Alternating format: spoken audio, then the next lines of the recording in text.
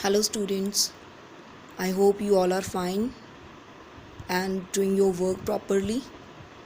So, today we will start the next topic of chemistry, types of reaction. First is combination reaction, then decomposition reaction, displacement reaction, double displacement reaction. First हमारे पास जो है combination reaction, one by one हम सभी reaction के बारे में study करेंगे with their examples. Combination reaction क्या है? किसी दो या दो से ज़्यादा चीज़ों को कंबाइन करना और एक सब्सटेंस को बना देना. The combination reaction involve the reaction in which the combination of two or more substances takes place and form a single new substance that is known as combination reaction.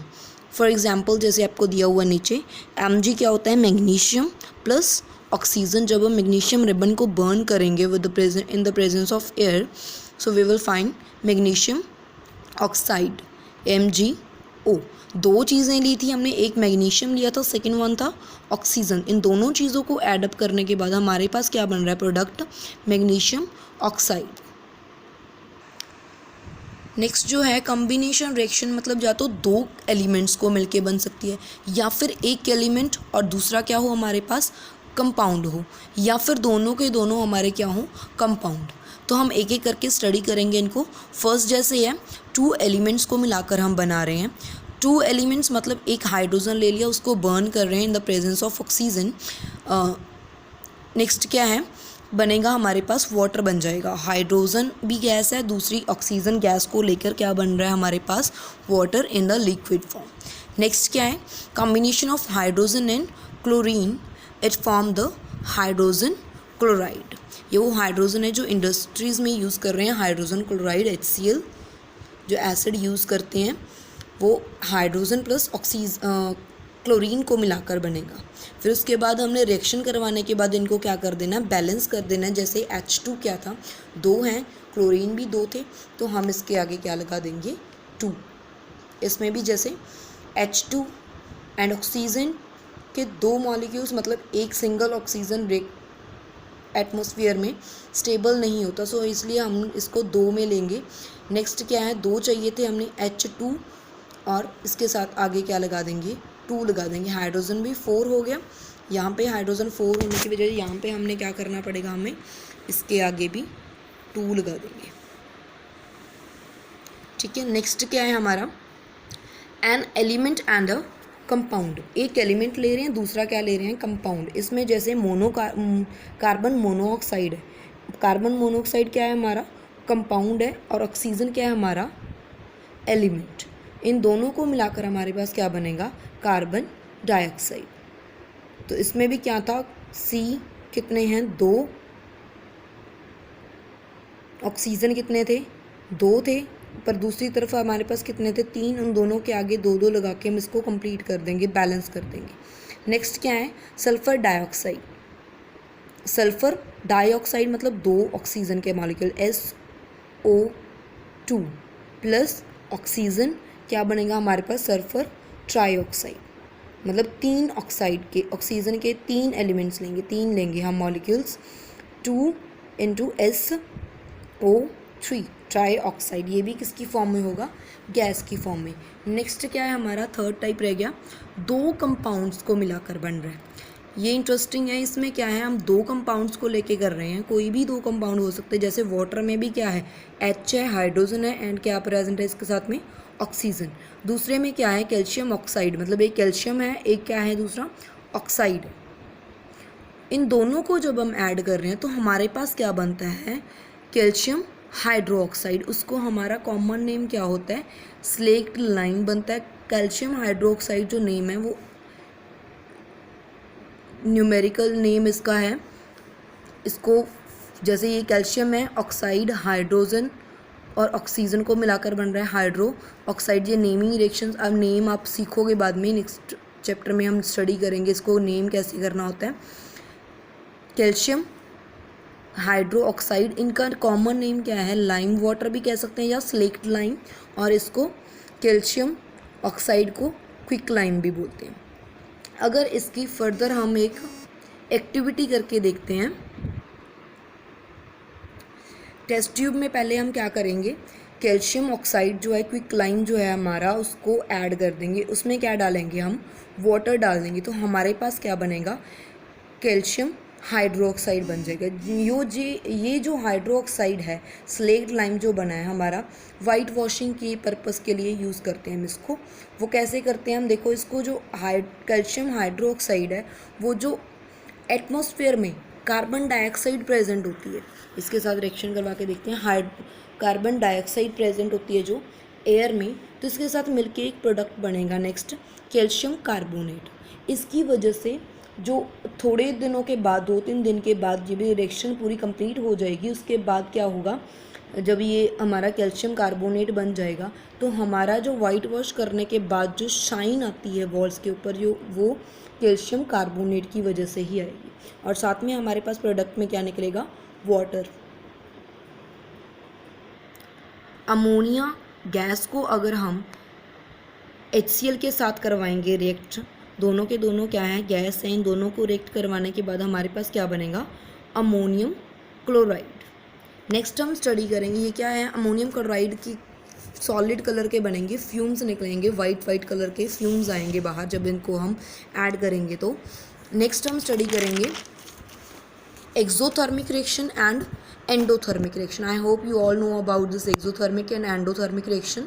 Exothermic में क्या होता है, जिसमें एक्सो का मतलब एग्जिट करता है, कोई चीज़ बाहर निकल रही है, तो इसमें बाहर, थर्मल का मतलब क्या होता है, हीट, बाहर क्या निकल रही है, हीट निकल रही है। जैसे हम बर्न करते हैं कोल को, C+ ऑक्सीजन, कार्बन को जब हम बर्न करेंगे, ऑक्सीजन की प्रेजेंट में ही बर्न होगा, तो हमारे पास कार्बन डाइऑक्साइड बनेगा, एंड साथ में क्या होगा, वो हीट अप भी कर देगा। कार्बन डाइऑक्साइड वो हीट होके निकलेगी बाहर, गर्म होगी वो पूरी।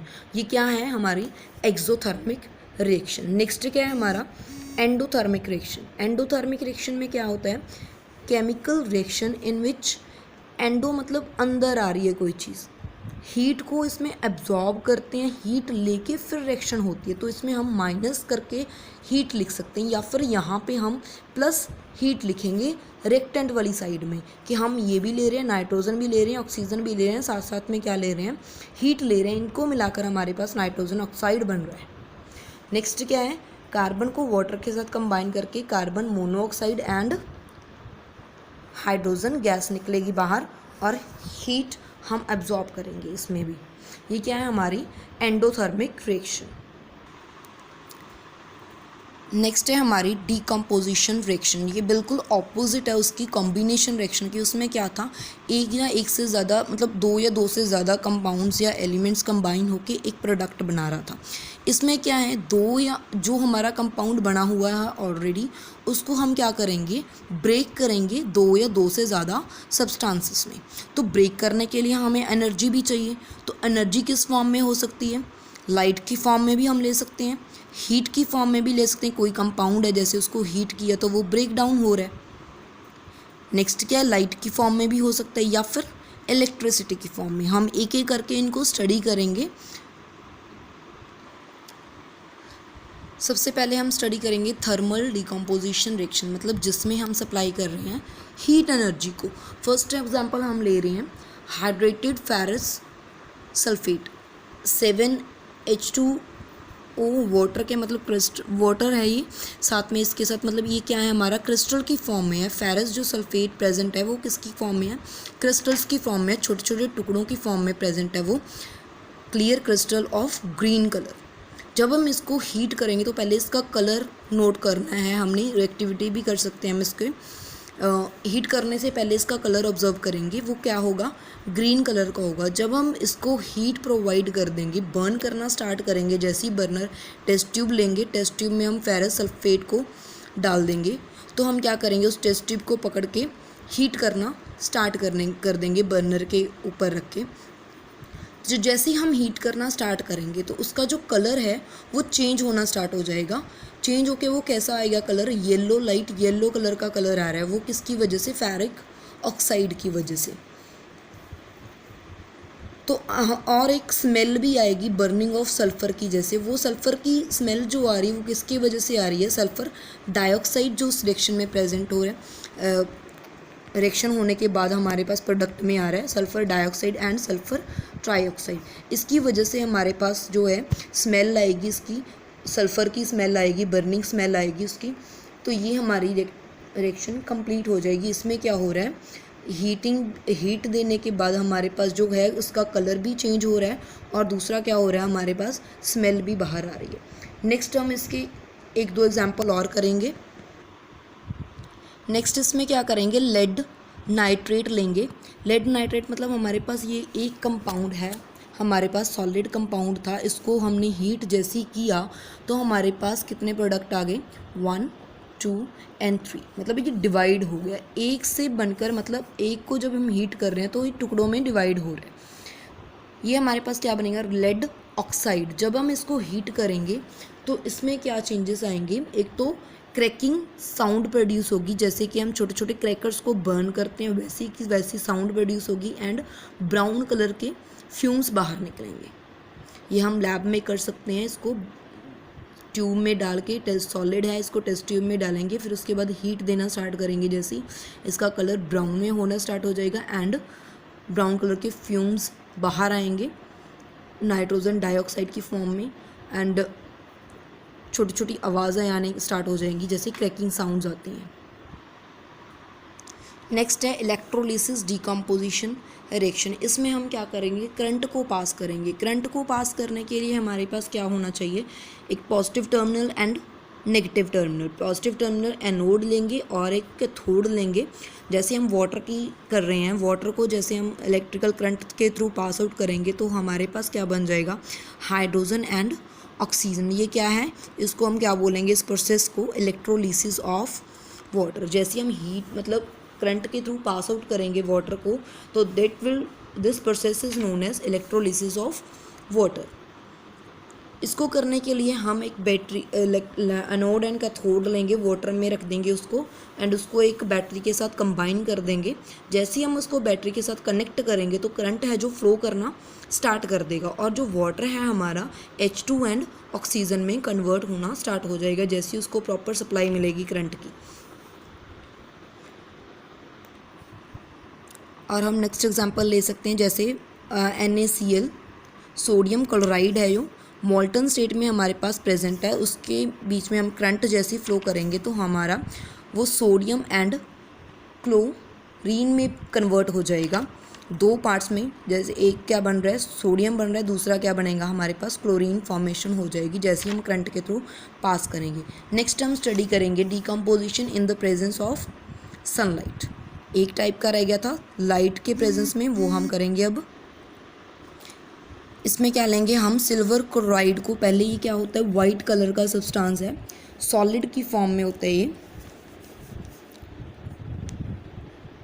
इसको जब हम सनलाइट की प्रेजेंस में करेंगे तो ये सिल्वर एंड क्लोरीन में कन्वर्ट हो जाएगा। क्लोरीन क्या है, गैस। नेक्स्ट क्या है हमारा, सिल्वर एक एलिमेंट जो है वो ग्रे कलर के, वाइट से वो किस में कन्वर्ट हो जाएगा, ग्रे में कन्वर्ट हो जाएगा जब इसको हम सनलाइट की प्रेजेंस में रखेंगे।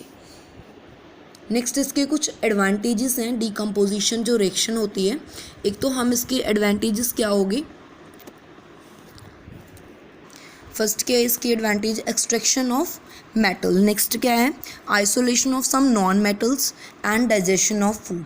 एक्सट्रैक्शन ऑफ मेटल मतलब हमारे जो कोर्स में एलिमेंट मेटल्स जो प्रेजेंट होते हैं वो मॉल्टन स्टेट में प्रेजेंट होते हैं, मेटल क्लोराइड्स की फॉर्म में, ऑक्साइड्स की फॉर्म में वो प्रेजेंट होता है। जैसे ही हम उसको इलेक्ट्रिसिटी या पास आउट करेंगे एनोड एंड कैथोड की प्रेजेंट में तो हमारे पास क्या है, एलिमेंट्स जो हैं वो सेपरेट हो जाएंगे। जैसे सल्फ़र हाइड्रोक्साइड है, सल्फ़र को हमने एक्सट्रैक्ट करना है, बाहर निकालना है, वो हम स्टडी करेंगे एक्सट्रैक्शन ऑफ मेटल्स भी।